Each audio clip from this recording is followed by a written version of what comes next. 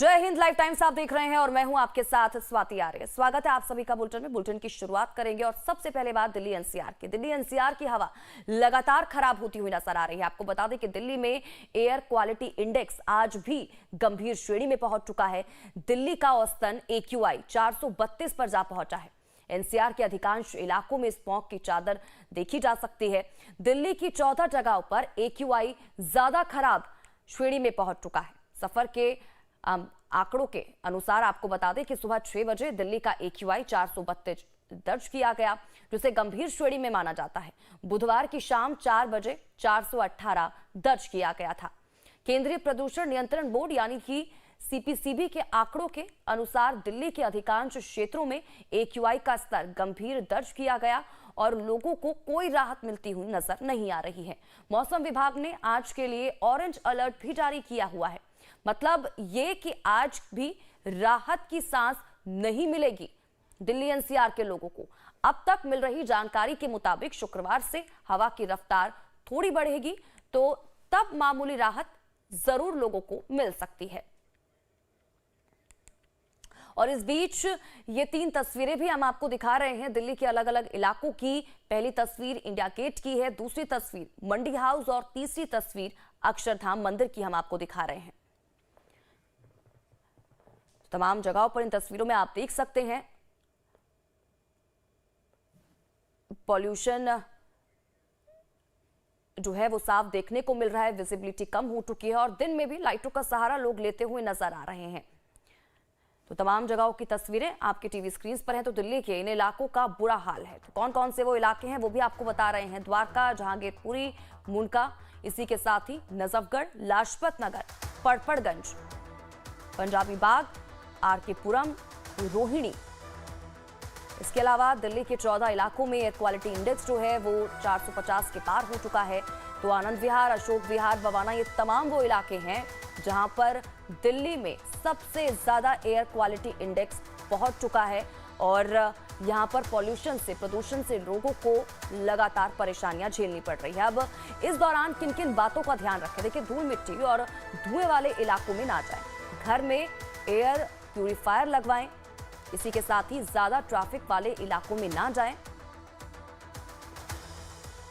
स्वस्थ आहार लें, बाहर जाते समय मास्क लगाएं। इन तमाम बातों का आप ध्यान रखें अगर आप घर से बाहर निकल रहे हैं और मास्क का उपयोग जरूर करें। और वहीं दिल्ली बीजेपी अध्यक्ष वीरेंद्र सचदेवा ने बढ़ते प्रदूषण को लेकर आप सरकार को आड़े हाथों लिया है।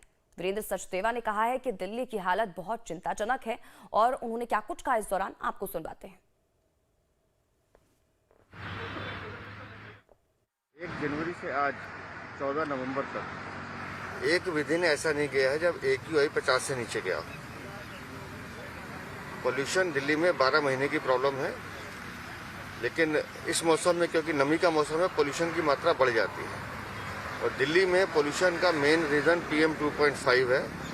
वो डस्ट से पैदा होता है, गार्बेज से पैदा होता है, CND वेस्ट से पैदा होता है। सुप्रीम कोर्ट दिल्ली की सरकार को लताड़ चुकी है कि 3100 टन CND वेस्ट हर रोज अनट्रीट छोड़ रहे हैं आप। उसको ट्रीट करने का क्या इंतजाम किया दिल्ली की अरविंद केजरीवाल की सरकार नहीं बताती। इतनी लताड़ खाने के बाद नहीं बताती। मैं अरविंद केजरीवाल से पूछना चाहता हूँ कि 10 साल में पोल्यूशन को दूर करने का एक उपाय बता दें, एक भी उपाय बता दें। तो खुशबू हमारी संवाददाता ज्यादा जानकारी के साथ हमारे साथ जुड़ चुकी हैं। सीधा रुख खुशबू का करेंगे और जानकारी लेंगे कि क्या कुछ अपडेट है उनके पास। खुशबू, सबसे पहले तो आप अपने आसपास की तस्वीरें भी हमें दिखाइए, क्योंकि सुबह की तो हम तस्वीरें देख रहे थे किस तरह से जो पॉल्यूशन की जो चादर है वो दिल्ली के तमाम इलाकों में हमने देखी। अभी किस तरह के हालात आप देख रही हैं वहां पर? जी बिल्कुल, इस वक्त हम मंडी हाउस पे हैं। मंडी हाउस पे आप देख सकते हैं, हमारे पीछे कैमरे के पीछे दिख रहा होगा, यहाँ पे हालांकि पेड़ पौधे ज़्यादा हैं, बावजूद इसके यहाँ पे भी जो स्मॉग है वो साफ तौर पे देखा जा सकता है। और केवल यहाँ पे नहीं, पूरी दिल्ली में हालत इतनी ख़राब हो चुकी है कि हर तरफ जो है ऐसे ही पूरी दिल्ली में स्मॉग की चादर बनी हुई है। और दिल्ली की बात अगर दिल्ली के साथ साथ दिल्ली एनसीआर की भी बात की जाए, पूरी दिल्ली एनसीआर में ही हालात ऐसे बने हुए हैं कि जो लगातार दिवाली के बाद से जो ये स्थिति बनी हुई है, अभी तक स्थिति पुअर क्वालिटी में थी। कल तक की अगर बात की जाए, कल के पहले तक पुअर क्वालिटी में थी एयर एक्यूआई जो थी। अब कल के बाद से ये जो है सीवियर क्वालिटी में पहुंच चुकी है, सीवियर कंडीशन में पहुंच चुकी है। ऐसे में जो तमाम दिक्कतें हैं, परेशानियां हैं आम लोगों को, वो बढ़ती हुई नजर आ रही हैं। जो बीमारियां हैं वो और ज़्यादा बढ़ती हुई नजर आ रही हैं। ऐसे में अभी तक जो था वो सरकार की तरफ से प्रदूषण कम करने के लिए ग्रैब 2 चलाया जा रहा था। अब उम्मीद है कि जल्द से जल्द जो ग्रैब 3 है वो लागू होगा, ग्रैब 3 लागू होगा। उसके जो नियम होंगे उसमें देखना होगा इस बार की क्या क्या बदलाव करके सरकार लाती है। हालांकि जो बेसिक नियम होंगे उसमें जो पेट्रोल डीजल की गाड़ियां होती हैं उनको कम करने के लिए उन पे प्रतिबंधित किया जाएगा, निर्माण कार्यों को रोका जाएगा। साथ ही साथ भी सुन रहे हैं जो पक्ष और विपक्ष है दोनों एक दूसरे के ऊपर ही ठीकरा फोड़ते हुए नजर आ रहे हैं। अगर हम सॉल्यूशन की बात करें, क्योंकि आपने ग्रैब की बात की, उसका 1 और 2 लेवल हम देख चुके हैं, वो लागू कर दिया गया है, लेकिन उसके बावजूद भी कोई सॉल्यूशन सामने निकल कर नहीं आ रहा है। क्योंकि हर बार हम देखते हैं इस तरह की समस्या दिल्ली में पैदा होती है।